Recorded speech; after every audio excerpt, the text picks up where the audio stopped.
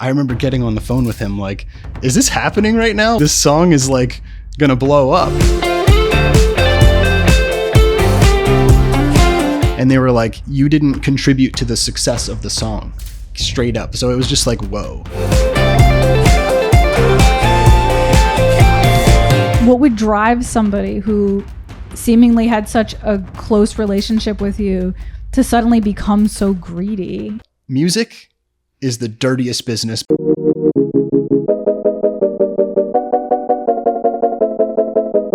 Ladies and gentlemen, you are listening to the Pranzata podcast. This is your host, Andrea Pranzatelli. This is episode number 145 on the Pranzata podcast on YouTube. We have a returning guest today. This is my good friend, Riley Byrne.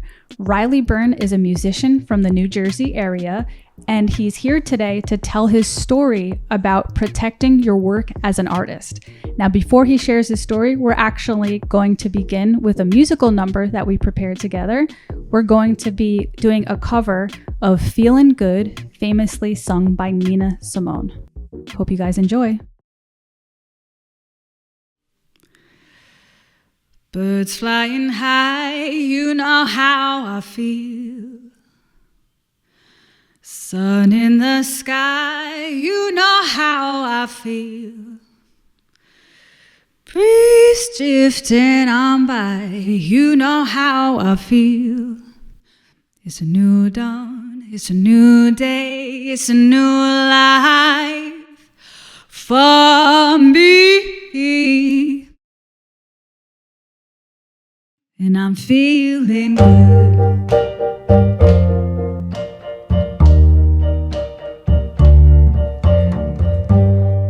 Fish in the sea, you know how I feel. The birds running free, you know how I feel. Blossom on the tree, you know how I feel. It's a new dawn, it's a new day, it's a new life for me. And I'm feeling good.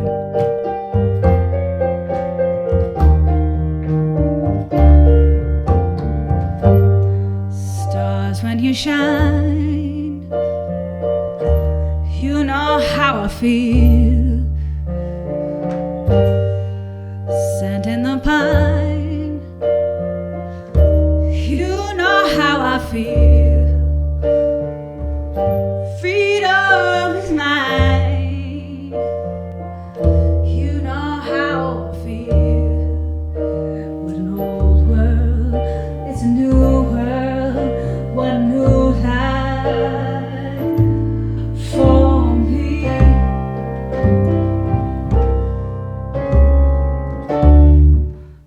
And I'm feeling good.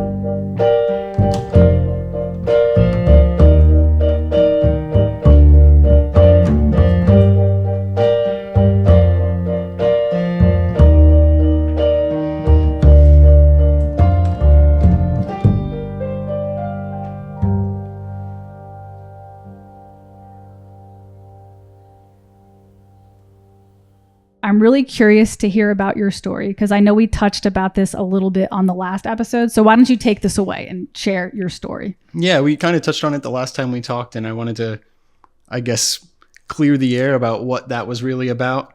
I went to LA in late 2019 with a band that I was in for a long time that started to do kind of well, got some global recognition for one of the songs we worked on.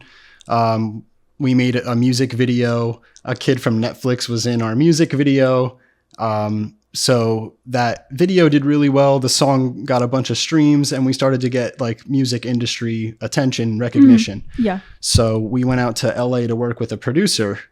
And when we were out in LA working with that producer, there were a bunch of other artists around and people that we were really excited to meet and work with. One of the artists that was there ended up being one of my main collaborators going into like early 2020 and where the pandemic hit and thereafter.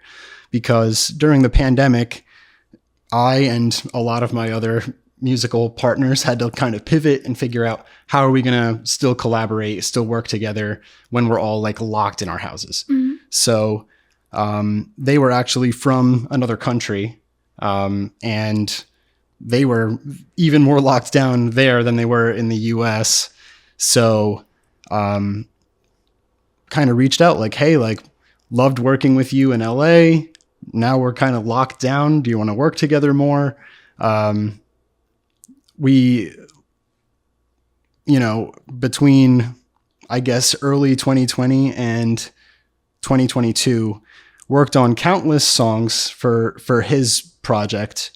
And 8 of them were released, and was super proud of the work. It was kind of like pop music.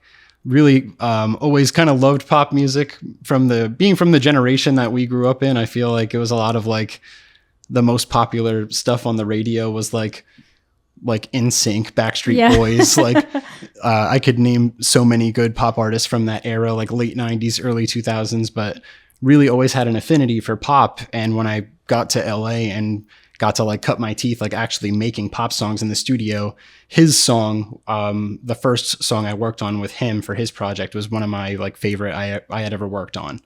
So of course I wanted to continue to work with him, loved making that kind of music. And we got to be really good friends. We got really close, like to the point where like there was such a time difference that I would be like staying up late, like 2, 3, 4 in the morning, even though I had work at 9 a.m.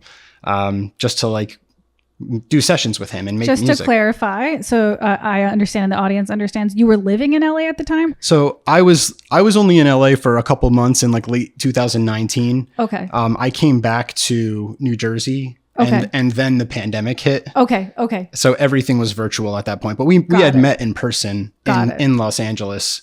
And then we both went back to our respective homes. Okay, got it. So it was all virtual after that one song that we did in LA together. Right, okay.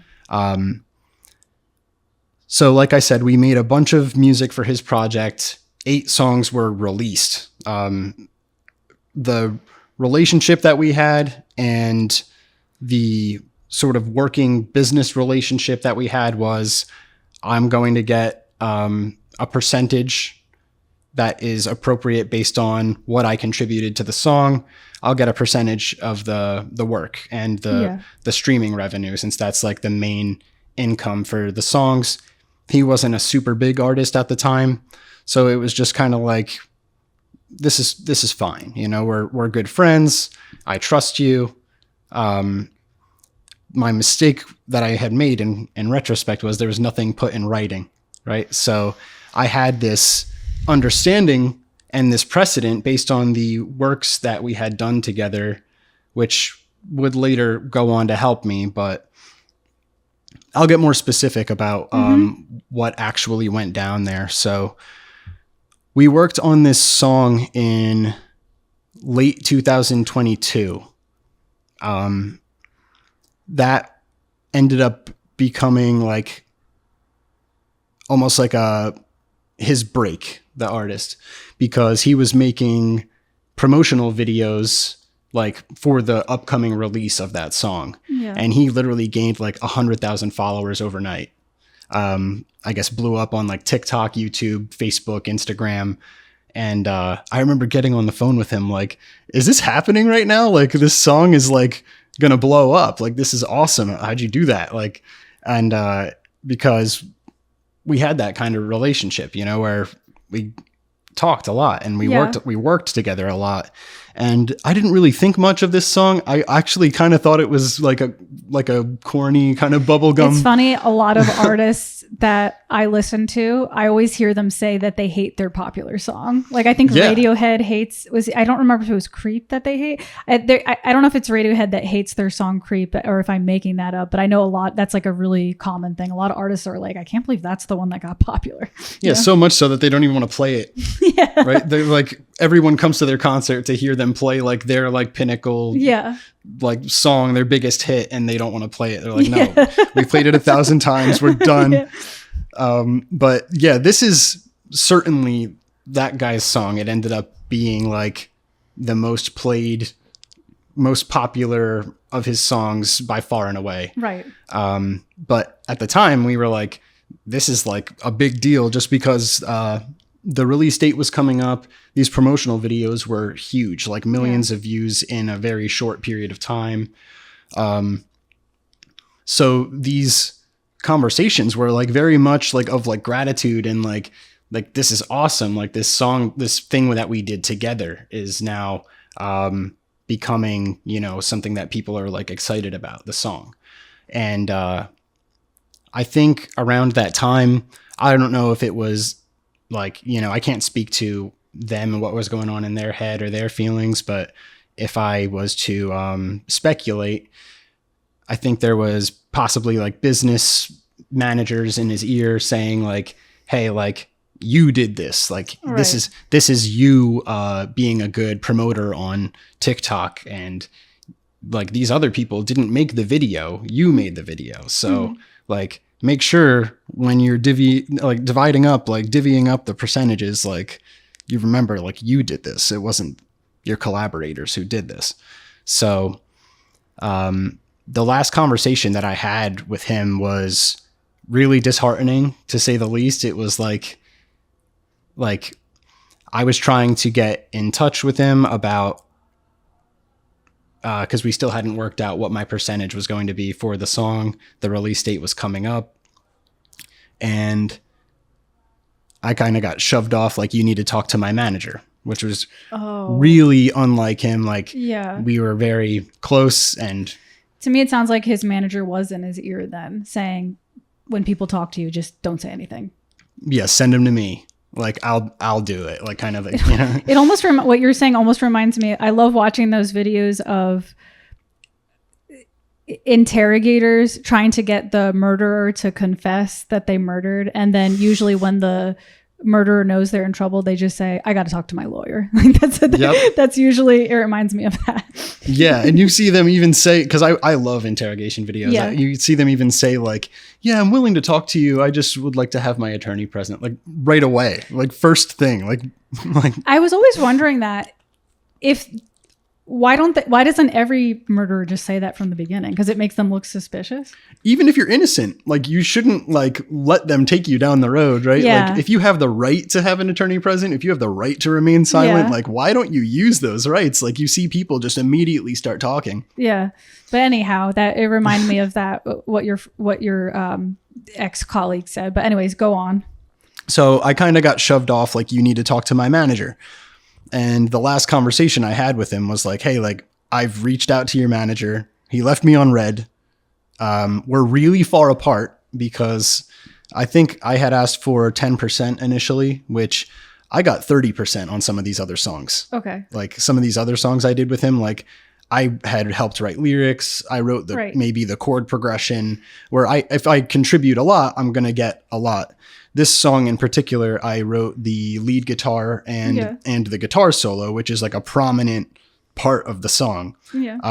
Like featured prominently, not like, oh, you hear my guitar, like my rhythm guitar in the background of the pre-chorus here. Like it's not like a tucked away thing where I would only get 5%.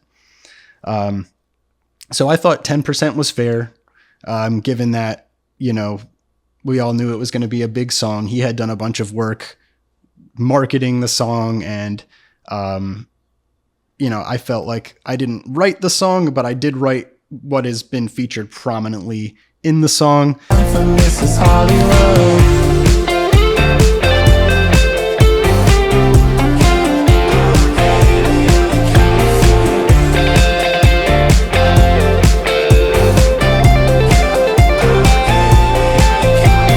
So I wrote, like, it's not like I wrote nothing. What did you write, like a prominent riff? Yeah.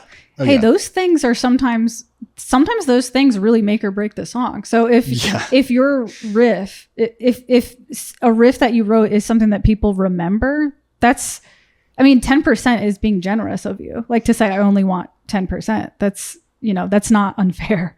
I would go as far as to say that was the case with this song, and I'll share a little more why I feel that way. But because the song at this point still hasn't come out yet, I'm just trying to negotiate like my split, which has never been an issue up to this point. Yeah. Like I've always gotten, like I said, I've gotten 30% for my contribution before. So I thought it's because this one has more potential, financial potential.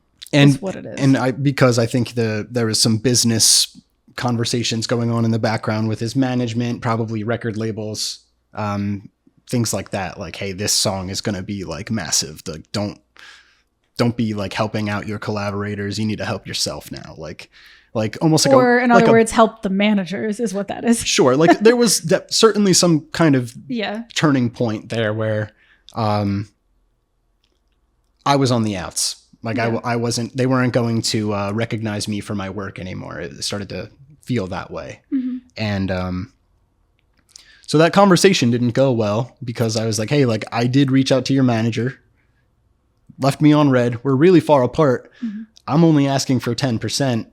They're like, you didn't contribute anything of value to the song, and we're thinking $200 for your time.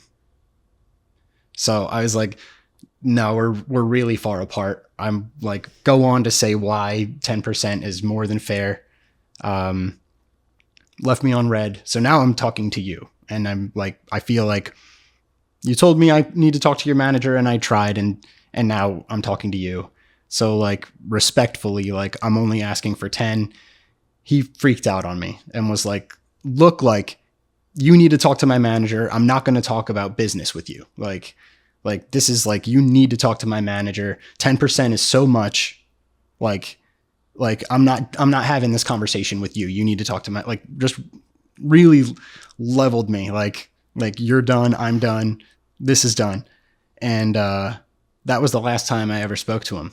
And it got to be these emails back and forth with negotiating the split that really weren't going anywhere, even though I felt, and I even laid out in these emails, like my argument, like, look, at the percentage split that I got for all of these songs, like I want to continue to work with the artist. Like I really value the work that we've done together. I even want to come to your country and play in the live band if it comes down to it. If you guys get to like touring and stuff, like that's something that I aspire to do, is play these songs that we made together live. Right. Like I don't want it to I don't want this to be the end, you know, like whatever we got to do, let's please work something out, because I want to be treated fairly for my work. This isn't right. Like, we have a precedent, we had an understanding, a working relationship, right, if you will, from all these previous works. Like let's work this out. Let's meet in the middle somewhere. And I just got like, no, but we'll give you a little bit more money than the 200. We'll come up a little bit. No, we'll come up a little bit more. No, $1,000 best and final offer. And it was just like, whoa, like we're really done here. Like you guys, like, it's not even like yeah, you're right. We want to continue working with you. So we'll do this. Like we'll give you like a smaller percentage of the streaming, or nothing. It was just like, no, we're just going to like cut ties right here, basically. Like not to interrupt, but I just want to stop and say, not only from the outside observer listening to the story, this isn't just devastating in a way where you feel betrayed, but there's multiple layers of betrayal. Letting go of that working relationship, not getting a chance to continue working together. It's just a loss in many ways. That's terrible. And I even said at the time, and I still feel this way, and I'm at peace with it more now. I'll get to that, but I was more crushed about the friendship. That's what I was going to say. You know? There's the business and the financial element, but then there's just the principle of the friendship. Yeah, because there was a lot of weight in the fact that it was music. Like I've worked my whole life on my craft and, playing instruments and listening to records and trying to like get better at making songs. Then during the pandemic, I'm like kind of getting better at like producing my parts and sending them to producers from all over the world and collaborating with different people, making different music, different genres. So this is stuff that I put a lot of like thought and care and effort into, and going to school for music and all these different avenues of my life where I'm like, it's kind of boiling down to like, now I've made this song and it's going to be the biggest song that I will have ever worked on. Yeah. As far as people listening to it. Like I said, I didn't really feel that strongly about this song. I kind of felt like the song was corny. Even when I did the solo, I was like, I like it. It fits the song, but like, it's kind of a corny, like I have to listen to it later when we're off air. I want to hear it now and give you my opinion if I think if it's, I'll give you my honest opinion if it's corny or if it's good. Yeah, no, absolutely. I'd love to hear what you think about it. I got to this point in the negotiation where we were stuck, and it was like I'm not going to get like credit for my work. I'm just going to get like, here's some money. You need to sign something that says like, we have permission, like express permission to do whatever with the work. And I think we got to a point where I was going to get like 5% of, not streaming, but like writing credit and something like $1,000. And I was like, we would be agreeable to that, but, and I'm saying we because I had like a pseudo manager kind of helping me out at that time as one of my friends.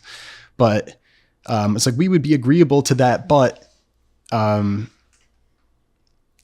like, can we like waive the fee? Because I never asked for money ever for any of the previous works, and nor am I now. I'm not interested in a musician fee.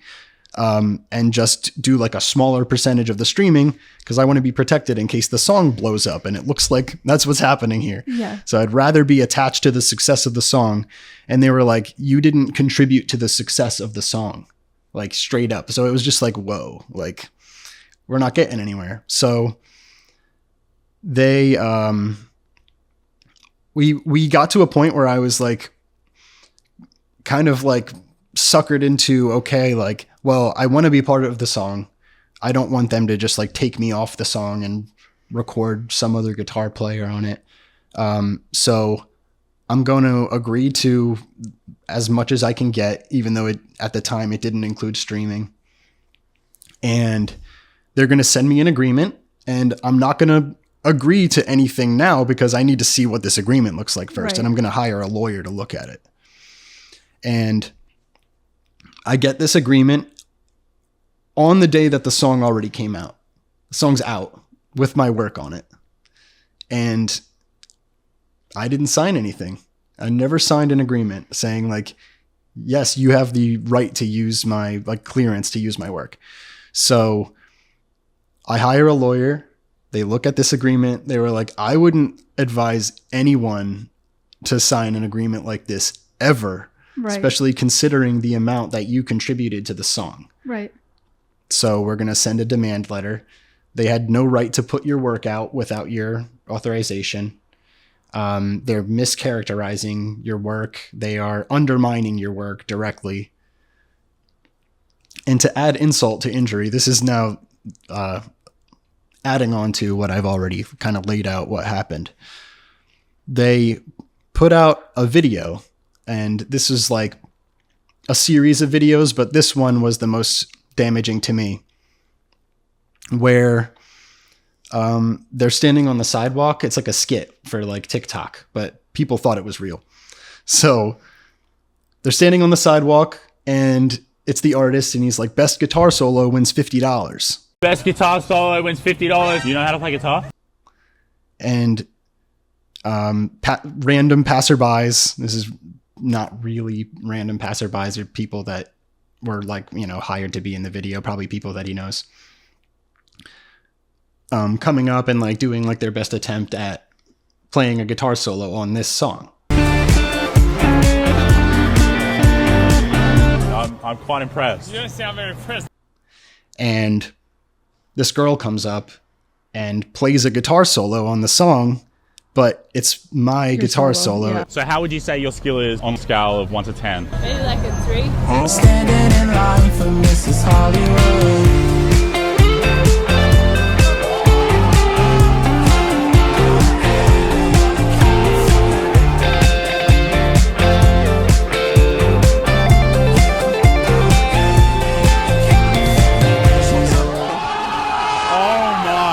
It's the audio of my guitar solo, like not like a re-performance, like what I recorded and what's on the song. So they framed this to make it. Did they wait? Okay. Did they make this TikTok to frame it as that's actually how the solo was written, or were they doing it as a joke to you? So yes, to try to tease you. Or taunt you, not tease you in a loving way. I can't say that they were doing it directly to taunt me. Yeah.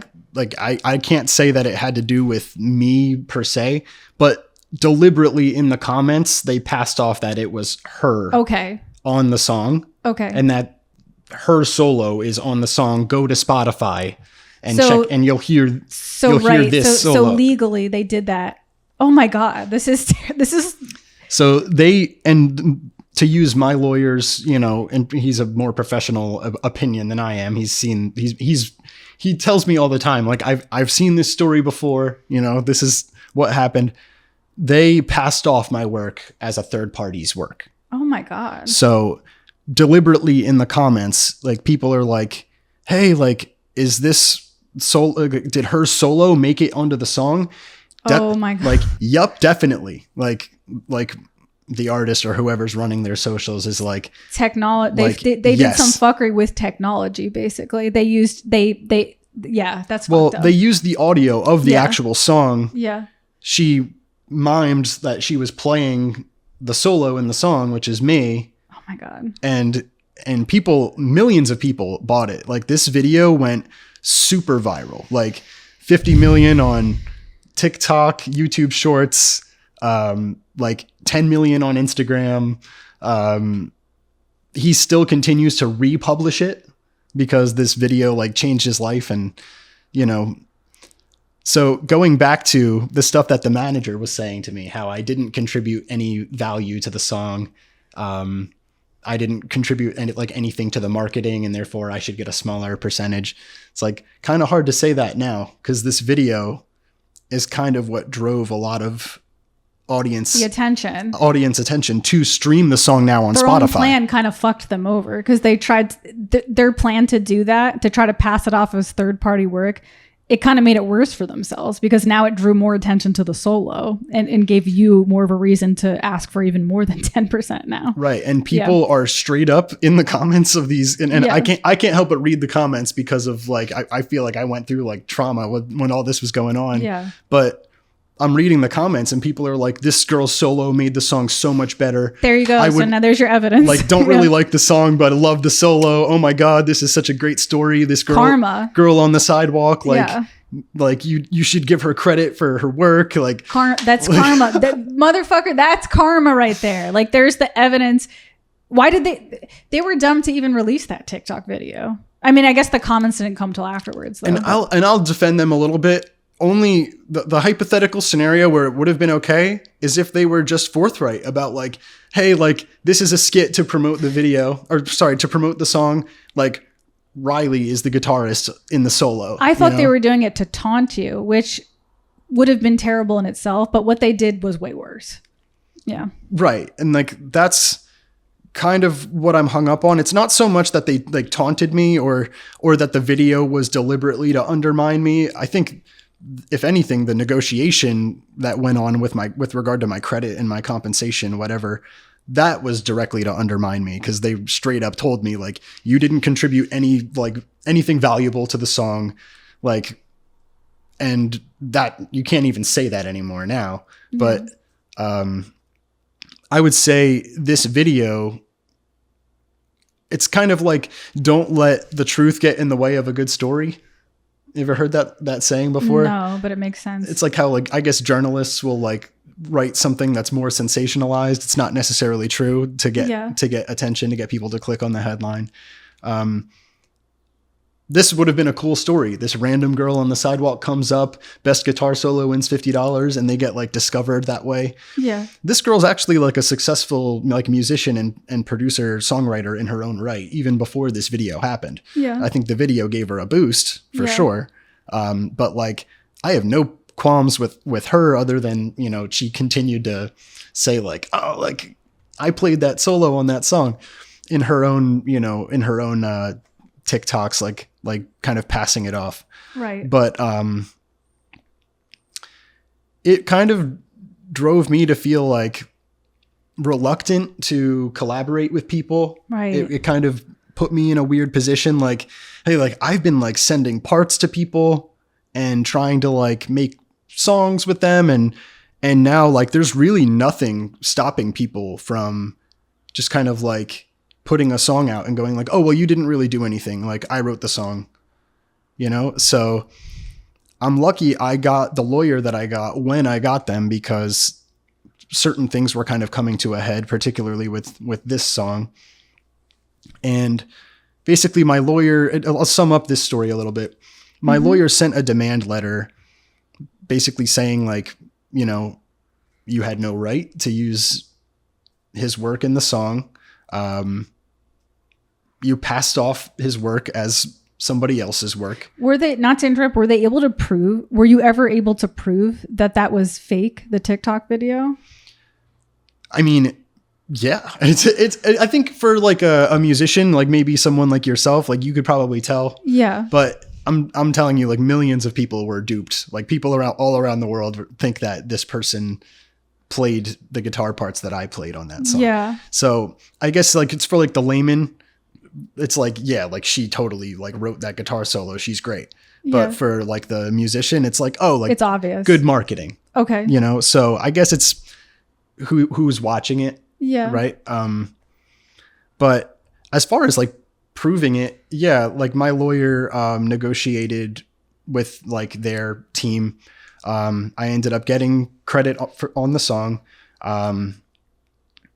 compensation, as well as a corrective video that they had to put out. Yeah. Where the artist like straight up says like, here's how I made my hit song. And here's how I made my hit song, Mrs. Hollywood. It was October 2022 and I just got to LA for a month of writing sessions. And tells the story of like, you know, how the song was written and the other producer that made the song. And, you know, the guitar parts were written by Byrne, my friend from New Jersey. The solo and lead guitar licks were written and recorded by Byrne, a friend of mine in New Jersey who has written guitar parts on previous songs of mine as well. Like Missing You, Better Off, and See You in LA. Yeah. And like, you know, that video isn't a viral sensation like this other one. So I think some people, like for some people it corrected the record. For most, it's like, no, like that video was awesome. This video is, you know, most people aren't going to see it. Yeah. But yeah, I think my lawyer was able to represent my interests and obtain my due. A negotiation, obviously both sides need to make sacrifices. Nobody's going to get exactly what they want. Yeah. But it taught me a lot, because like I try to look back on it as a good thing now. I try to look back at it as like instead of like being like heartbroken, like I lost a friend and now it's kind of given me trust issues with regard to like doing the thing that I love to do the most, like collaborate with people musically. I was literally going to say, I'll let you continue in a second, but it literally reminded me of, it's a different type of relationship, but it's a relationship nevertheless. It literally reminded me of getting cheated on. And then when you enter your next relationship, you have all this baggage now about, is this going to happen again? And you're on guard. And when I've been cheated on in the past, and then that really scarred me from entering new relationships, because I would go in with hypervigilance. When are they going to do it again? And I'm sure that translates to the musician world as well. When you've been fucked over by a business partner in music, now you're going to be guarded going into other business relationships. And it's off-putting to enter a new business relationship saying we got to sign a contract before we work together. It almost might intimidate and push some people away, but at the same time you've had your experience. So yeah, no, continue your story. I just had to stop and say that I would imagine that would be really hard to enter new relationships, and it'd be hard to navigate that going forward, you know? Absolutely. And we touched on that in the last podcast we had too. Like it's really off-putting to be like, hey, like let's all sign contracts and make sure we're all on paper talking about what we're comfortable with. It reminds me of dating profiles, because right now I'm on dating profiles. I'm a single lady. Sometimes you read these dating profiles that are like, don't do this, don't do that. And I see them and I'm like, God, this guy has so many rules. And then I just end up swiping left. But they've had probably situations in the past repeated over and over that scarred them. And they're like, or some woman will write, I'm not here for one night stands. And it's like, you get the point. They're trying to protect themselves for the future, but it looks like intimidating. Like, man, this person is jaded. Fuck them. Like, you know what I mean? Yeah. Yeah. They've got their boundaries up before I even meet them. It's like, there's like a wall up. But yeah, like I try to think back on the situation like it's a good thing now, because while I did lose a friend and I do feel hurt and I guess damaged by the situation. Yeah. I also needed like a relationship with a lawyer. Like it was like this situation screamed like, why didn't you have stuff in writing, and why don't you have an entertainment lawyer? Yeah. And now I have stuff in writing to protect me, not just for this particular song that ended up blowing up, but all the previous works that I had with that artist. And now I'm getting residuals from the previous works, which all got a little bit of a boost from this song blowing up. And the artist has gone on and continued to succeed. And they're like on like a big TV show right now. And honestly, like I'm super happy for him. Like I want him to succeed because it's just going to help, you know, the music that we made together to like reach more of an audience. And those songs are still so important to me. And like, I'm not like bitter. Like I want him to like, you know, fade into obscurity and this is just a one hit wonder. Like I want him to go on. His success is still helping you because you did contribute to those songs. So. Yeah. And the songs are like, you know, they're like my babies. Like I love the work that we did together, you know, and, it's all, I guess, part of the journey. It sounds corny. I know what you mean. But, the relationship that I formed with my lawyer as a result of all of this is like, I feel like kind of poetic. And while I don't have that relationship with the artist anymore, I do have a friend in this lawyer. And I feel like that's going to be like really beneficial in moving forward, helping me kind of navigate the I guess the fallout from all of this. It definitely like begs so many questions in my head just from the whole situation about human behavior. What would drive somebody who seemingly had such a close relationship with you to suddenly become so greedy? You know, I mean, there's no answer for that. That's more of a philosophical question in itself. But I wonder what switched him like that, like why you guys had such a close relationship. And I guess there's a phrase that money shows you who you actually are. I don't know if you've ever heard of that phrase before, that you discover who people are when they get their hands on money. So maybe he was always like this and he just needed money, or maybe perhaps it's the other way around. He was a good person and that he got too big headed with the fame and the money coming in his life and didn't know how to handle it. But I wonder what causes somebody to just flip like that, you know? You know, it's crazy that you bring all that up because when all this was happening, the only way I could make sense of it was greed. And it sucks. Like the person I knew, the artist, like really humble guy, like really like humble beginnings, didn't grow up with a lot. Even when we were working together, didn't have a lot. Like we were trying to figure out how to like find solutions to our problems without spending money. And like, you know, it was not like a situation where they were like a huge artist with like a lot of resources. So, when all this started going down, it was kind of a shock to me because we had a really good relationship and I felt like I was being treated fairly because I'm working for him at this point. I'm like, these songs are for your artist project. This isn't like songs that we're making together that we're going to like pitch to somebody else or, so the only way that I could make sense of it was greed, but I did feel blindsided by it because I didn't think of him as a greedy person. And I think what you're saying is probably true. He was always this person and the money brought it out of him. I think the money, the perception of like, oh, now I'm getting all this attention and now I'm going to start having like money come in when this song comes out. And I don't know if it was other people in his ear, but I think probably I don't think he would have gotten there on his own. I think maybe some business managers or some record label people, probably his manager. I don't want to just manipulated him into thinking you got to be more strict. I mean, okay, I don't want to sound morally superior, like I'm on my moral high horse, but I'm just trying to put myself in those shoes. If I ever became really successful on my podcast and I don't have a business partner, I'm doing all this by myself. I would like a business partner. But let's say I did have a producer helping me with the podcast. I'd give them like the 50-50 cut. I wouldn't, again, I don't want to be like morally like I would never do that because I've never been in that situation. So I don't know. But from where I am today, if I can try to imagine myself in that situation, if I knew I had a partner that grinded and put in so much work to help me become who I am, I would want them to be a part of the family. Like, we're going to do this together. We're going to grow together. You're my family. But it goes to show it's almost like you don't even know. It's almost like if you're going to be in business, you're not going to know what somebody's like that until the success actually shows up. You know what I mean?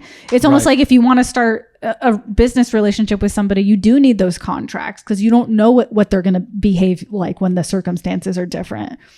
Yeah. Right. And you don't think about that when things are going well. Yeah. It's like, oh, like we're good. Like we have an understanding. Yeah. I've gotten what I wanted for the other previous works, like all up until this point, like I think 8 songs. Yeah. Which is pretty wild. And then now things change now that there's like attention and that like perception of like success is like on the way. Yeah. Like, let's make sure that like we just cut ties right here. Like, wow. Like, no, you're a session musician and you didn't help me with this. And it's like, whoa, like. And then why wouldn't he want to include you in more? If you had such a big impact on the songs, you would think, wow, Riley was really useful for my projects. I want him back to see if he comes up with more really powerful riffs for my future songs. Like, yeah. And I did kind of go out on a limb and say all of that, but I felt like it kind of went without saying. I was like, hey, like we have a good thing going here. Like, like I did help with this song and I'm going to continue to help with other songs. We have a ton of unreleased material that I thought at the time he wanted to put out as well. And it was like, you really want to do this now? Like it could be, I mean, and I don't want to speak for this guy, but it could be an ego thing. Maybe he needs to feel like he's the one who made it what it is. And maybe because you had such a good impact, maybe that's threatening to him. I don't know. I mean, I'm not like, I don't want to be on camera. I don't want to like, it's not really my thing to like I'm not. You're okay with taking like, what's the phrase? Like, I guess the back seat. The back seat. You're okay with taking the back seat. We have a song called Backseat. Oh, really? No, but there's there's like a part of me that's like, if you make good music, the other stuff will come along with it. I don't really like force people to like follow me on Instagram, subscribe to my YouTube. Like I'm not really in it for numbers. Like I want to just make good music, and that's pretty much where it ends for me. Like I just want to make songs that I like and collaborate with people. And I guess if I was like, I don't know if I want to say it like that. If I was like a hired gun and it was like said like up front, like you're a hired gun, you're not getting credit for the work, I think that situation could work because it's like up front, okay, like I'm not getting credit for this, so thank you for telling me. I'm not going to contribute like writing or like, you know, give my original, you know, input to this, and I'll just be like a hired gun, like a fee type of work for hire. But that was not the case for this project. It was like, no, like we're writing songs together. It's very different. Right. So it kind of made me like reluctant to enter those types of environments anymore, even if it was, virtual is not entering, but still like now it's I guess I want to say it's a more careful, you know, I try to be more calculated. And when I'm writing music with people, it's still not easy. I'm still kind of navigating it because trying to think of like the things that my lawyer taught me, and you know, it's hard. You should read the book 48 Laws of Power by Robert Greene. Have you read that before? No, I've been recommended it twice though. From The Situation? Once from This Situation, once even before that from a bass teacher guy. So the reason I said that, I'm reading it right now. It sounds psychotic to even want to read a book like this, but this book could be used for evil, but it could be used for protecting yourself. Okay. So it talks about the manipulative power tactics that humans use. And I feel like, or maybe you shouldn't read it because then you might be like hyper vigilant about people's behavior. But I think it's a really useful book because you really learn about, like I was asking before, what would drive a person to become so greedy all of a sudden? I feel like that book explains a lot. And, unfortunately, that's just the nature of human beings. We're pretty dark creatures. So the book talks about 48 laws of power. For example, the first law was never outshine your master. And it's telling you if you want to get a promotion at a job, you might think by impressing the boss. It almost reminds me of what I said to you about like maybe you're outshining him. That's probably where I even got the idea from. But the rule is, when you want a promotion at a job, you might think, let me show up my best self and really try to impress the boss. That actually makes the boss feel threatened by you. And they're more likely to promote somebody who's a hardworking, but not as good as them. So it's just like, it shows you little power moves and tactics like that. And it's not to say use them and be this manipulative piece of shit in the world, but to understand human behavior so that you can go into the world, like you said, a little like you're watching more closely about people's behavior, and not even from a judgmental point of view, just, okay, this is how humans behave. This is how they act. I think the book has been I haven't finished it yet. I'm only on, to be honest, like rule number 7. It's a huge book. Like each one takes a long time to read, but I feel like it's an incredible book to understand people and why they do the things they do. So give it a try. It's interesting. Like that, the situation that you were describing is like corporate, like working your way up in like a company or something like that. What you could absolutely use that in the entertainment realm as well.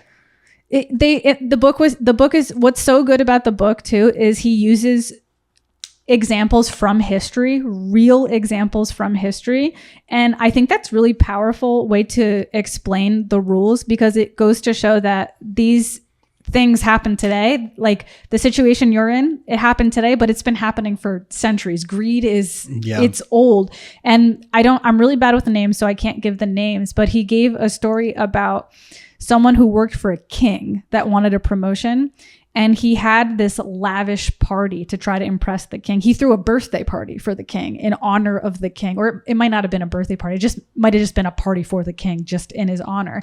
And at the party, he had like fountains and dances and all kinds of stuff. And the whole idea was to be, I'm going to worship the king to show him how great he is. But instead, the king was like, where the hell did he get all this money? And he had him killed. So it's like, it's just like he uses these really powerful examples in history. And I'm not done with the book yet, but I love it so far. And I just feel like it's a really useful tool if you're going to be in the business of working with people and understanding behavior to try to be more guarded. It's good to understand the darkness in human beings, Yeah, absolutely. I had something and I kind of lost it. What did it have to do with one of the rules in the book? Rule number 1? I think it was just kind of like relating to what you were saying. I think I was going to go on go down a road of like something that my lawyer had told me that kind of relates to Go for it. Yeah. Yeah, I lost it. Oh, you lost it? It might come back later. Okay. Well, I do have a question for you. Sure. So maybe it'll come back later during the question. But okay, after your situation and everything you learned, if you had a young creative person come up to you right now, or me, okay, I want to get a business partner. I'd like to get a producer for my podcast. What advice do you have for me in protecting myself? Does it come down to simply just write a damn contract from the beginning? Or is it more than that? Are there things you look out for in a business relationship now going forward? Are there certain chemistry things you look out for? How would you advise somebody like me or another young artist who might be in your situation to be more cautious about who to work with?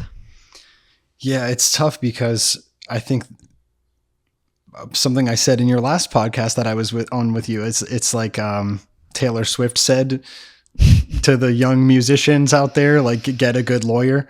But and that's absolutely true. But I think there's the most important thing is that you're working with people who like want to work with you. You have an understanding. And if you're comfortable with that understanding, that situation that you're in, then you should be comfortable with putting it on paper. In theory, it's like Are you good with like getting 50% of the revenue that we get from the podcasts that you help me with? And then if you're cool with that, cool, then it should go on paper. And that way you both feel protected. Then you can't afterwards go like, no, I'm taking 100%, So I just kind of spitballing there. But as far as like the personal dynamics of people, like I'm still like trying to figure that out. Yeah, because you were blindsided by because these people are great, and then push comes to shove, and money starts coming in, and they change like drastically. So that's kind of the bummer of the situation is you can't really. You got to read that book. Yeah, I'm not done reading the book, so I'm not an expert on it, but maybe the book will reveal more about how to understand. Interestingly, one of the rules in the book, I can't remember which rule it is. It might be, because I've only read 6, so it's got to be one of the first 6. It could be like 2 or 3. He says, never work with a friend.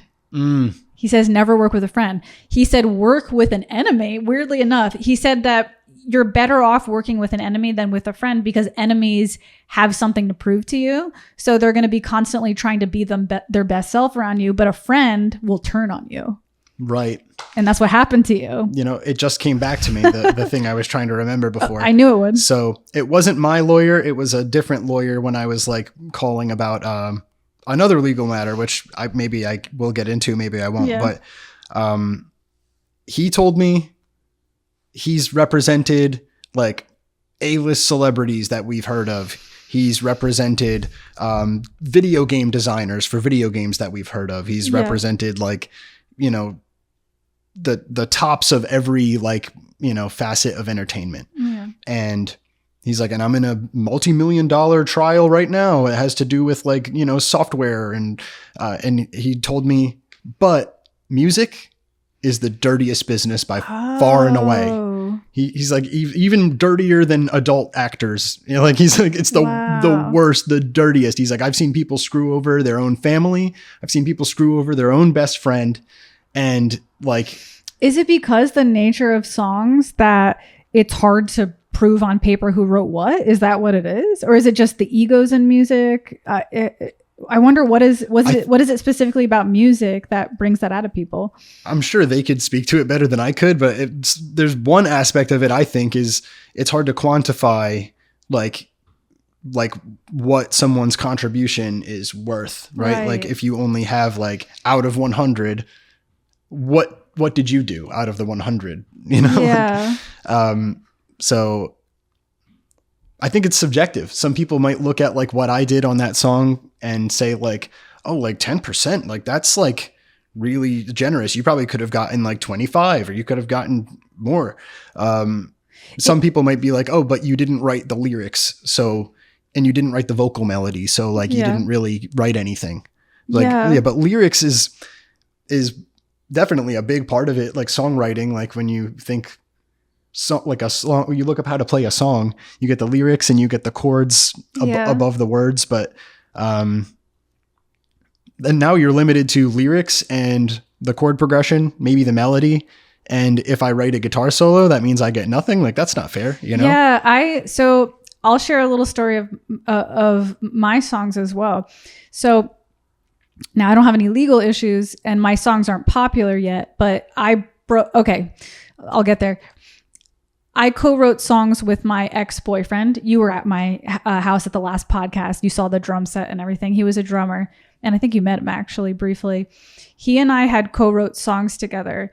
And what we did was we just kind of jammed out together. So he would lay down the drum beats. And I mean, obviously some are popular drum beats, but he did also write his own drum parts and fills and everything like that. He wrote the drum parts. And I wrote the melody and the chords, okay? And then we co-wrote the lyrics together. Now, we broke up, the relationship broke up. And when we were breaking up, I was like, what do we do with these songs? Because we co-wrote these together and I don't want to take these. I was like, do you want to split the songs? Like you start your own band and you can use these songs and I start a band and and I use these songs, because we did try to work out as a band together. We actually did continue to work in the band together after being broken up, and it worked for some time. Weirdly enough, we actually worked very well together for some time. But when it started becoming complicated was when he started seeing somebody else, and she would come to the shows, and I would start to get a little bit jealous. And he didn't do anything wrong. I mean, we're broken up, and he had a new, I don't know if it was a girlfriend or some girl he was fucking, or something. But he, can you tell there's still a little, no, there's no anger. When she came to the show, he didn't do anything wrong, but I started getting jealous. And then we were like, okay, this isn't going to work. Realistically, if I date people and you date people and they want to come support our shows, we can't, do this anymore. So I talked to him about it. I was like, what do you want to do? Should we just literally put the 8 songs, like we wrote about 8 songs, put them in a hat, you take 4, and we go our separate ways.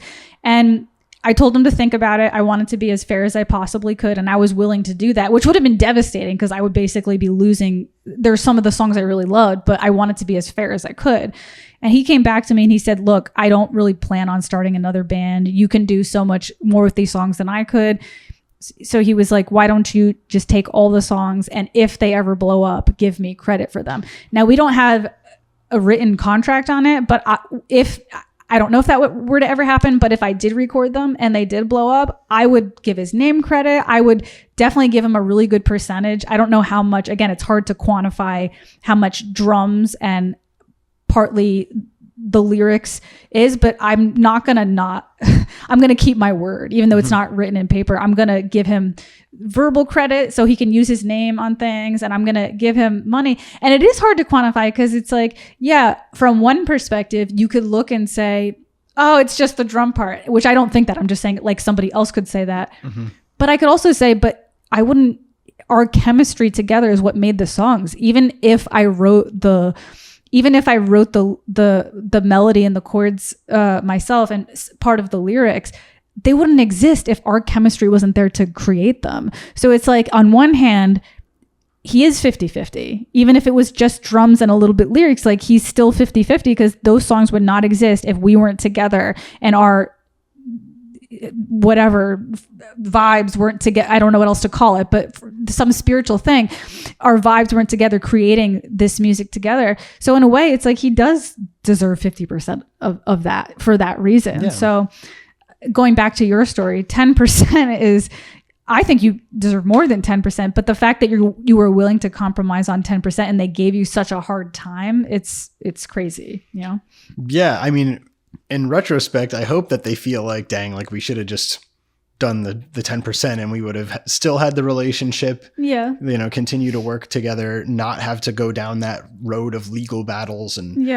just lose the relationship altogether. But, it is what it is. I can't go back in time, and I don't think I would have changed anything that happened on my end other than like maybe get a lawyer earlier. But yeah, I think with respect to your story too, it's tough to quantify, but it's also like people get credit for just being in the room. Like my lawyer shared a story with like people just standing in the back of the room get credit. I've heard of somebody getting credit because I've heard of people getting credit just because they were like hanging out and smoking weed in the recording studio while they were making the song, and there's like, oh well, like you were there, But I've heard of people getting credit for they pulled up like a Tom Petty record, right? And that Tom Petty record spun into like the jam session that created the essence of the song. And it was because that person put on the Tom Petty record is like, they contributed like the essence of the song. So they get like 5%. Hey, it makes sense. Like based on what I just said, it's like, yeah, even though they quote unquote didn't do anything, their chemistry is what sparked the whole thing. Yeah. So it's like, you don't have to like specifically like contribute chords or lyrics or melody or really anything. You can just be like, with people that recognize you for what you did do, like, and that shouldn't be too much to ask. Like you're recognizing your ex for like, you did do something on these songs. Yeah. You should get something if there's, if ever there's money coming in as a Yeah. result of this work, like I'm going to recognize you for it. And that's not crazy. That shouldn't be crazy. For some people, No. it's like, no, they don't get anything. Like they didn't do anything. No, because I'm Like, it's pretty, now wild. that I think about it, I'm pretty sure our jam sessions where he would lay down a drum beat, I would listen to it and then start playing. But if he didn't lay down that initial drum beat, I wouldn't have anything, like I wouldn't play. Like he would, you know, he would start drumming and I would sit there and say, what chords would sound good with this? And then I would start laying down some chords. And then normally what would happen is I would start mumbling random words in a melody, but the words would suck. And then we would record it on the phone. And then we would sit down together and say, okay, let's actually put lyrics to these random words. Like I would say really weird, like sometimes like like nonsensical, foul, like perverted stuff like that we wouldn't actually want to use in a song. And then we would sit down together and actually write words to it. But yeah, if he didn't lay down those drum beats, it wouldn't have inspired me to come up with anything, you know? Right. Yeah. And I think it's not that crazy to recognize people for even contributing like less, you know? Yeah. So I think it just means you're like a good person. You recognize like that, like, hey, I didn't do this by myself. Yeah. And a lot of people are like, no, I did that by myself. Like No. I did all that. No. And it's wild. It's like actually like delusional, like in the face of like evidence that like, no, like I did do this. Like, Yeah. and you're just trying to shove me off as like, no, you didn't write anything. That is so crazy. I mean, I can try to pick apart for hours why he would do that, but I gotta finish reading 48 Laws of Power, I think, to find the answer. Well, if you find out, definitely share that with me. I'll probably want to read the book myself too, but like You should. I mean, it's definitely a long book. It's taken me a really long time to read because I'm a slow. People always like look at my bookshelf. They're like, "Wow, you read a lot." Yes, I do, but it takes me like a goddamn year to finish a book. Like, I mean, I haven't even been alive like to finish all these books. But I mean, I'm exaggerating. It doesn't take me a year to finish a book, but I'm a very slow reader. So, yeah. Right. I don't know if you want me to go into like how this legal matter kind of spun out into something else. So it's funny. Now we can go back and say, hey, our breakup, now I owe you my songs. If your new songs with your new project take off, now you're going to owe money to the other guy because it's the breakup and the lawyer. No, I'm just kidding. That you owe money to. Okay, no, go ahead. I would love to hear it. Yeah. So basically, because I was involved with a lawyer and I had this legal matter where I felt like my work was like directly being exploited, it kind of changed my perspective with a different legal matter that I had kind of on the horizon as well. I won't name any names, but I worked with a different group of people in LA in that period of time that I was in LA. And the song got into the hands of a different songwriter who was on the writing team for a very popular music artist that you've definitely heard of. And that vocal melody from that song, not my contribution, it was the other guy's like vocal melody, ended up being like very much like taken from our demo and used on this high profile artist's record and ended up getting put out as well in 2021. And that was kind of, percolating. We were like, oh, we should get like a copyright certificate, get a lawyer. Yeah. What lawyer are we going to get? And while all of that was still kind of ongoing, not really sure if I was going to, get involved with that and like basically pay 1/3 of the legal fees and go to fight with like these big time, record labels and high profile artists, was when the other legal matter came up where I felt like more directly exploited. So I came to the conclusion, I'm not going to take part in this other legal battle because I wasn't directly exploited. It was really like the other guy's vocal melody involved in this other legal matter. Now I've spent money on that. Don't really feel personally, I guess damaged in this other case. I do feel more, this other case is more personal to me. Already got a lawyer, already, have money into it. So like basically I'm respectfully backing away from this legal matter. Good luck. Wow. And because of that, they decided I'm not trustworthy. I'm no longer going to be working on music with you in the future. God. Like really took it personally, even though it wasn't at all personal as far as like the relationships with the personalities or anything. It was personal, like my finances, and I'm involved in another legal battle right now. I don't want to have two legal battles going on. Yeah. Plus that one was like a David and Goliath situation. Like we were going up against like big record labels, one of the biggest in the world, two of the biggest artists in the world, like very powerful, like losing battle, like drag this thing out and spend hundreds of thousands before you even get anywhere kind of, kind of battle. And I'm good. Like I don't want to split the bill with you. And I think just because of that, like, oh, well, you're not going to go in on the bill with us. So like you're dead to me. Wow. And I lost not just the friend that, I first told you about, I lost more friends as a result of even that decision. Yeah. So it kind of contributes more to that, like the music is the dirtiest business. Like, when you said that, there's this one, it's a show on Netflix that's called Dirty Pops. Have you ever heard of this? Dirty Pops? Yeah. It was like a few years ago, right? Like 4 years ago. It's a show about sorry for the listeners if you hear the dog barking in the background. Yeah. One of my neighbor's dogs is going crazy. And I don't know if it's going to make it on the audio, but just in case, apologies.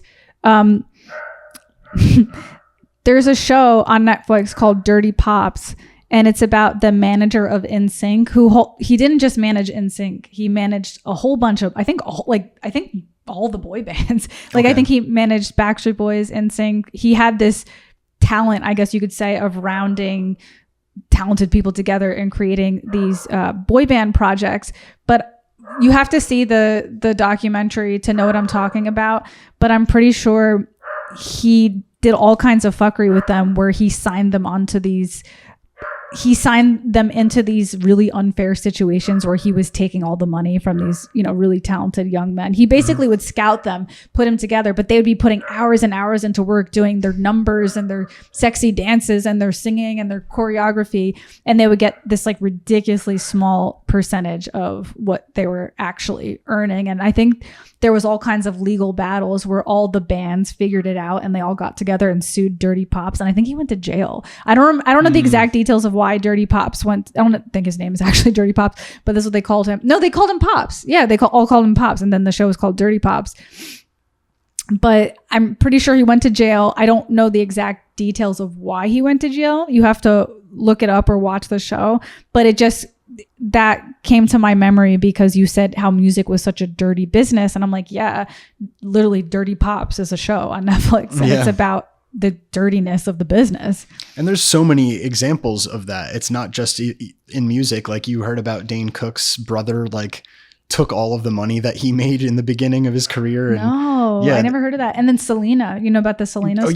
Yeah, didn't her assistant kill her? You were the one who told me about that on the last podcast, actually. There's so many examples of that though, like people on the business end, like taking advantage of the person who's actually doing the work, like the person who actually contributed the art. That's greed. Yeah. That is fucking greed. And I think it's jealousy too. I don't think it's just greed. I think it's jealousy. I think it's, not only do I want a cut of the money, but I feel bad about myself because I don't have the wherewithal to be talented and good looking and whatnot. I know that's what happened with Selena because I watched her movie and they talked about how she was greedy, but she was also very jealous of Selena because Selena was beautiful and talented and famous. And, she was just like an average older single lady, not much going on other than Selena's assistant. So there's a lot going on there with the ego and people are weird. Yeah. I think, when you're, and I can't really relate to this that much. I'm not like a famous person. I don't I don't have like people I work directly with that are like famous people, but, I think when you're around it and you're like amidst like people who are getting all of that glory and that glamorous lifestyle and you don't have that or have the means to get that, like you were kind of saying, you're like, well, like, how am I going to get mine? Where am I going to get mine from? And you start to kind of justify like doing these terrible things. there's so many examples of like business managers taking advantage and family members and like that lawyer guy was telling me, like, I've seen people like screw over their best friend, their family. Like, that's what I mean. It can't just, I really don't think it's about greed. Like, it is about greed, but it's more than greed. In a lot of cases, it's greed, but also the human ego of wanting the power of being the special one, Right. I think it's, like forming those pathways in your head. Like, it's okay for me to take some of this, or I'm going to get some of that. Cause they've got like millions of dollars. I'm just going to take like $200K for myself. Like you hear about stuff like that all the time. Yeah. Like, oh, you withdrew like $200K from my bank account just cause you could. Like, yeah, you're fired. Like, yeah. This is totally unrelated. It's related, but totally unrelated. Somebody in my building, I live in an apartment building, has been stealing my packages. And it's annoying to me because here's the thing. I live in Philly. Packages get stolen all the damn time. It's really common.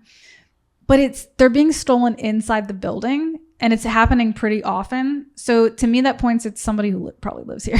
And that, it hurts. Like kind of what you were saying before about your whole situation, that it's not even the money that hurt you more. It was the friendship. For some reason, like, and again, I sound so stupid because it's like a $10 item that got stolen from Amazon, but still it's like that principle that, oh, somebody in my building is going around stealing their neighbor's stuff. It hurts. Like it hurts more than if I lived on a normal house outside and people were stealing packages. That's just a drug addict, like looking to sell stuff to make money for fentanyl. That makes sense. But when it's like, oh, this happened in the building, that's just some greedy, nasty, bitter person who just wants to hurt. Like, what do you need? You obviously like, we live in the same building. We make the same income. What do you do? Like, you know what I mean? What do you do? It's got to feel terrible, like knowing you're in close proximity to somebody with those like bad intentions. And it has me walking around like, who's the asshole? Like I'm like walking around like I know it's not any. I mean, we just said we don't know who's who anymore, right? I don't think it's any of the people I'm really close with, because like on my level, there's people right next to me that we have a good relationship, and there's 3 different levels. I don't really know the people on the bottom level or the middle level, but I know the people on this level. I really don't think it's anybody that I know personally. But now when I go downstairs, I'm like kind of looking around, hyper vigilant. Like, is it you? Are you the asshole? There's this one guy that lives on the bottom floor that never makes eye contact with me. And I'm like, I think it's him, because I mean, I could just be totally making it up, but I'm like, why doesn't he make eye contact when he walks by? It's like he's hiding something. There's this new show on Netflix. It's like a game show called $1 Million Secret. Did you hear about that? No. It's basically it's like a reality show. There's a group of people in a house, and one of them is secretly the millionaire. Right. And like the thing is, like, you have to figure out who the millionaire is. Yeah. And they're all lying, like, I'm not the millionaire. And it's pretty interesting because like it's I don't know. This situation reminded me of that. Like, did you find out who's not the millionaire? Well, if you vote off the millionaire, then the money gets transferred to somebody else, and it just goes on like week after week or however long, until you're narrowed down to like so few people that it's like too obvious who the millionaire is, and at the end somebody wins the $1 million. But and I could be wrong about the premise of the show, so don't attack me. But it's a really interesting show, and this situation reminded me of it because it's like, oh, that guy's like really having a hard time making eye contact when he's like saying certain things. He's the millionaire. That's what I'm saying. The eye contact thing is throwing me off. Now I have no evidence of this. He could just be like an antisocial guy who doesn't like to talk to people. Yeah. Could be someone who's making really good eye contact with me and they're really a piece of shit. But every time I walk by, he doesn't, how's your day? Nothing. He just looks down. I'm like, I think it's that guy. But I emailed the landlord and I asked him if he could look at the security footage because, there's cameras? I don't know. I'm hoping there are. If there's no cameras, then I'm screwed. Thankfully, I have cameras outside my door. So nobody's fucking with me here. Like, no one's breaking in my apartment and fuck with me because I'll have the evidence on the camera. But as far as the bottom floor within the mail room, I emailed the landlord and I want to know if there's cameras down there because I got an email that it got delivered and there's a picture of it being delivered. And then within the hour, it got stolen because I went down an hour later to look for it and it was gone. So that means if there are cameras, I could say the precise hour that he has to look through. So I'm really hoping there's cameras because I want to know who the fuck is doing it. Yeah, probably connect the dots. Like if it's Amazon, they'll tell you when it was delivered. Like on the 15th at 9:30 a.m. That's what it was. Yeah. Now here's the thing. There could be a straggler who follows the Amazon truck and walks in behind the Amazon delivery person. Mm-hmm. That's the thing that happens, but it's been happening often. So if that happened like once, like, oh shit, my package got stolen, it's likely that some random straggler like was like, okay, the door's open, let me get in, and took the packages. Stuff like that happens in the city. But when it happens often, that points to me it's the same person doing it. Yeah. So. Yeah, especially if it's happening like to the same people, right? Like it's not like a huge perimeter of like, oh, my package got stolen like 2 blocks away too. It's like, no, like it's like probably right here in the building. I know. So that's why I'm getting upset. And it's not even like, it's not big things. Like it's things like literally I called Amazon and they replaced the package, but I'm annoyed because now I'm like, when the package comes in, I have to be there that second or it might get stolen. Like it's more of an annoyance than anything. It's not even a big financial loss. It's just annoying. And it's also hurtful because I'm like, who the fuck is my neighbor that's fucking doing this? You know what I mean? Right. And not only that, but it's like the thing that they stole recently was a bunch of shirts. It's like the odds that they're the same gender as me and the same shirt size as me, if they are the same gender, it's like you basically probably stole stuff that's completely useless to you. Like, do you have a girlfriend the same exact size as me? Like, or whatever. Like, it's like just useless items that don't cost that much. And all you're doing is hurting me and annoying me for no reason, you know? Right. And you'd like to be able to use your Amazon account for the convenience because it's like, oh, like I don't have to go to the store and get this. But now it's like, damn, like I should go to the store instead because it's just going to get stolen. They do have services in Philadelphia called like, they're like mailing services, and they'll advertise, are you tired of your packages getting stolen? Okay.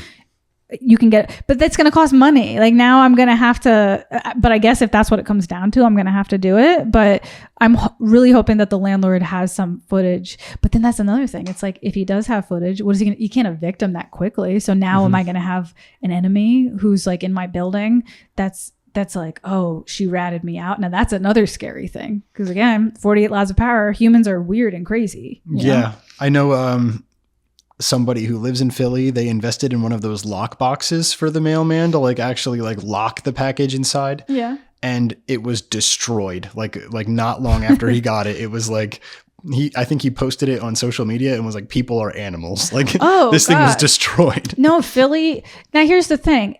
When it comes to like the outside, that makes sense to me. So if you live in a traditional house and you get your packages delivered on your front door, that makes sense to me. There's a lot of homeless people out here, and those people, not that I'm forgiving that. Like, I'm not saying like, oh, it's fine. It's a terrible thing too, but it makes more sense because they're homeless and they're looking for anything they could get to sell and make drug money for fentanyl.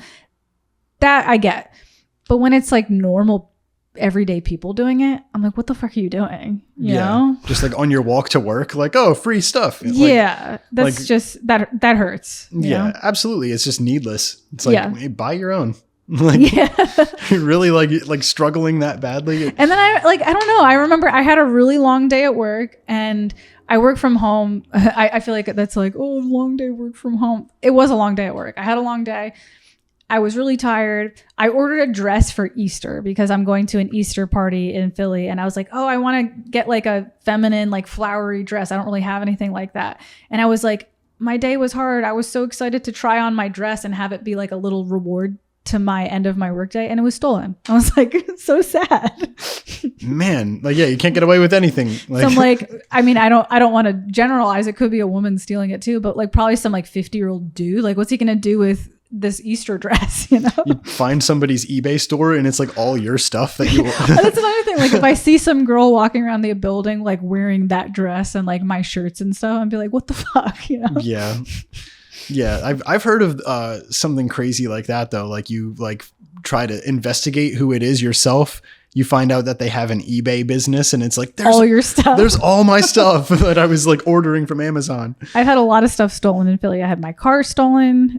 Which was a Kia. They stole my Kia. They stole my bike. It was locked too. They broke through the lock. Was that when everybody's Kia was being stolen? Yeah. Okay. Yeah. So I had that happen. Sorry that you were part of that. The TikTok Kia boys. It's a real thing. Look my it up, God. people. It's a gang of kids, and I'm pretty sure adults are doing it now too. But it was discovered by a gang of kids who figured out that they could steal Kias within a certain time frame. Kias that were built between, don't hold me to this number, but it's something like 2015 to 2021, around that time range.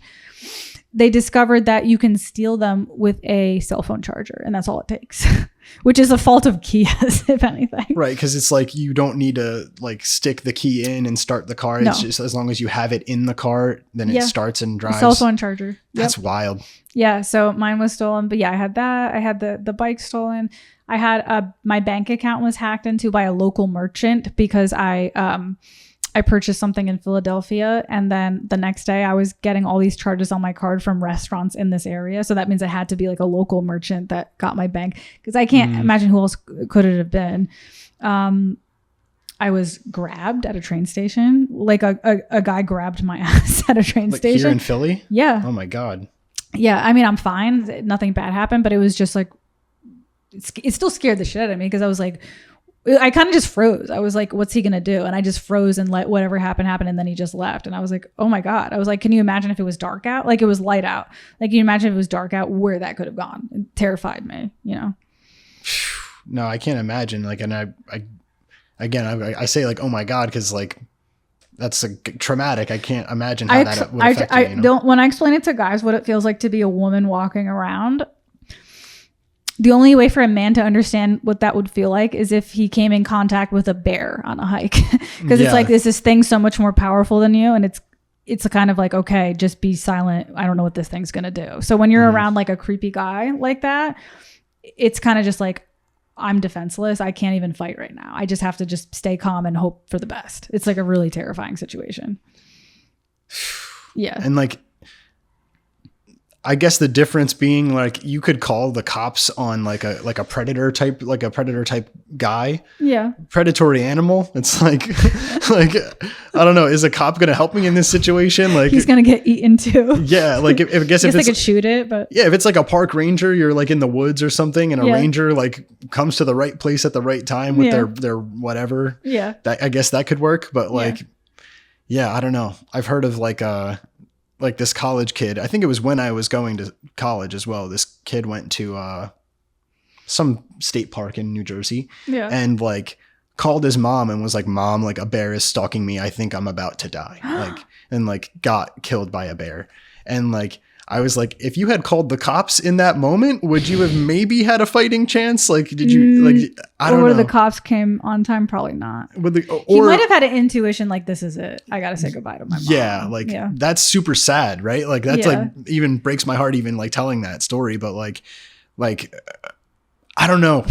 I think in a situation where it's like a creepy dude who's like grabbing a woman or something like that. Like, and I'm happy that that's all that it was. Like, it could have been way worse, but like, it's still like, you know, predatory behavior, unacceptable. And you could call the police and they would become like a sex offender for the rest of their life if they're not already. So that's the thing too.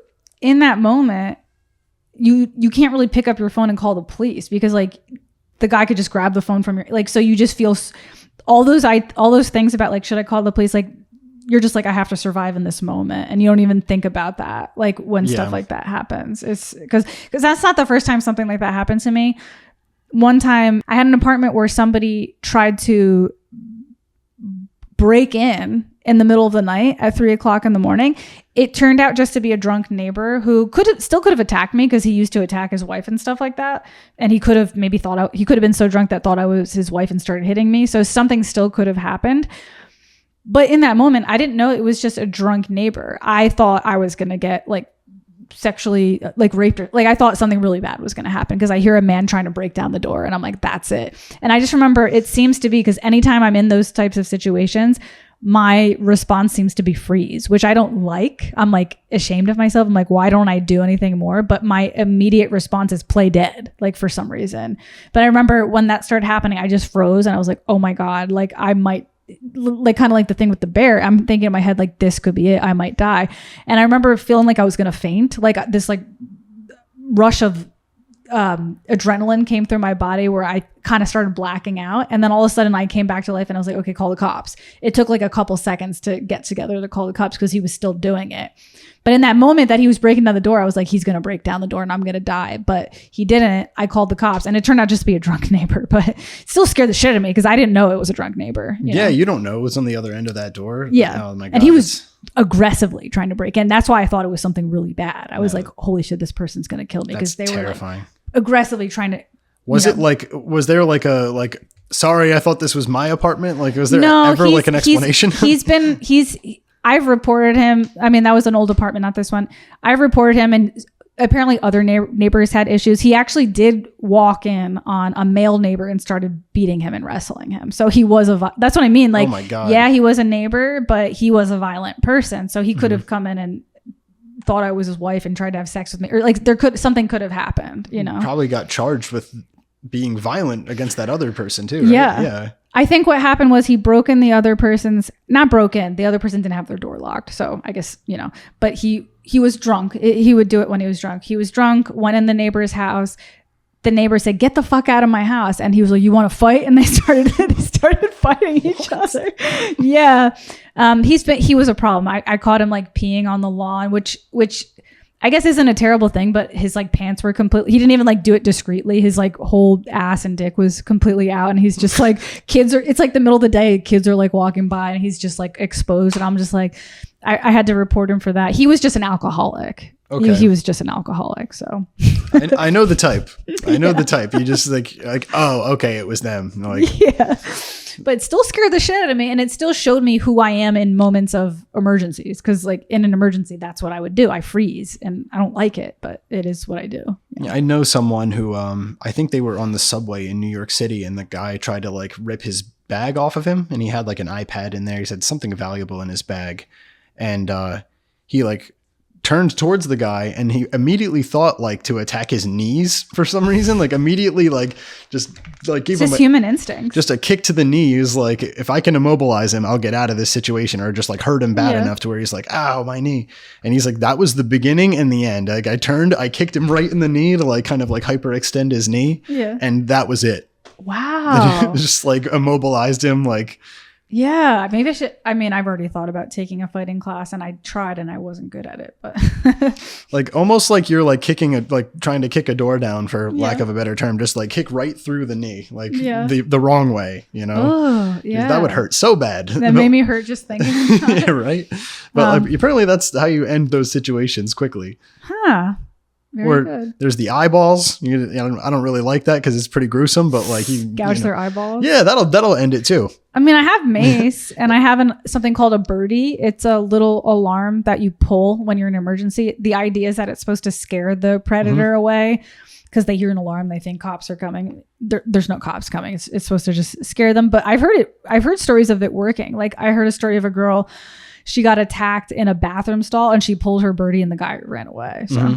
Yeah. Yeah. If you have like a blunt object or even, mace will end the situation pretty quickly. And I only bring up the eyeballs in a life or death situation. I would never, but like if it's like someone's like got like their arm around like your neck and they're like choking you out. A last resort option. Yeah, absolutely. But, no, I don't like confrontation, let alone violent confrontation. Like I'm like, please stay away from me. I don't even know how we got into this. Like, I don't know. I guess we were talking about your stuff getting stolen. Oh, I remember now because we were talking about getting hurt and let down by when people aren't who you think they are. And I was like, one of my neighbors, isn't somebody who I think that we somehow spiraled into gouging people's eyes out. I hope nobody like takes that as permission to gouge anyone's eyes out. Like, please. Unless you're in like a life or death situation and it's like you or them, like never do that to anyone, please. On that note, we're going to end on a positive note. No, but seriously, I don't want to hold you hostage any longer. We've had a nice long conversation. So again, this is the Pranzata podcast, episode number 145. I can't believe it's already episode 145. If you like what you heard today, please don't forget to hit subscribe. I'm trying to grow this channel. I want to do this full time. It's my dream to do this full time. And I know some people listen and don't subscribe because they're driving around and they don't have the time or whatever. They're a little lazy. They're cooking. They have oil on their hands. They don't want to touch your phone. Don't be selfish. Don't be lazy. Text and drive. No, I'm just kidding. Don't do that. Don't do that. Pull over and hit subscribe. Wipe the grease off your hands. Hit subscribe. Do what you got to do to hook me up so I can keep making content. And do you want them to, should I throw out your Instagram name or should we not even? No, it's all right. Can I say something though? Yes. If you're listening this far in to this podcast, because I use this podcast as the example because this is not like one of your funny or like more fun podcasts. Like I've just in having listened to some of your other ones, like this one was like more of a sleeper than maybe some of the other ones where like you have comedians on. Yeah. If you're listening this far in to this podcast, it means that you like this podcast. And if you like this podcast, then click like on this podcast, subscribe to this podcast. Do Andrea a favor. She's working really hard trying to make this podcast a more like regular thing. Although I do have, doesn't always mean they love and hate are two sides of the same coin, right? I have a guy who leaves me all these really mean, nasty comments, but I left a comment back. I was like, how do you know so much about my videos? If you don't like it, why do you keep coming back to watch it? So sometimes people listen to this far because they hate me. You can hit the dislike. If you love to hit the dislike because if you like me, hit the like. If you dislike me, hit the dislike because the algorithm doesn't know the difference between positive and negative attention. So if you dislike me and you hit the dislike, then it actually still promotes my podcast because they know people like negativity. So leave a nasty comment if you hate me. And leave a good comment. I was just going to say the same applies for those who like to hate this podcast. Because if you're listening this far in to this is probably a long one. And again, not like a funny one, then there's something going on. You got to like subscribe. You got to like the podcast. That's just goes without saying. I think if you're a big enough fan where you're like listening to me right now, like go ahead and do that. Yeah. Thank you very much. So that's it. Pranzata podcast, episode 145. I hope you guys learned something today. If you guys have any stories of your own about how you've been fucked over by human beings, share it in the comment section below. Or if any thoughts came to mind about human behavior or anything like that, I want this to be a community podcast and I do read the comments and I respond. So that's it. Pranzata podcast. Have a good night, guys. Bye.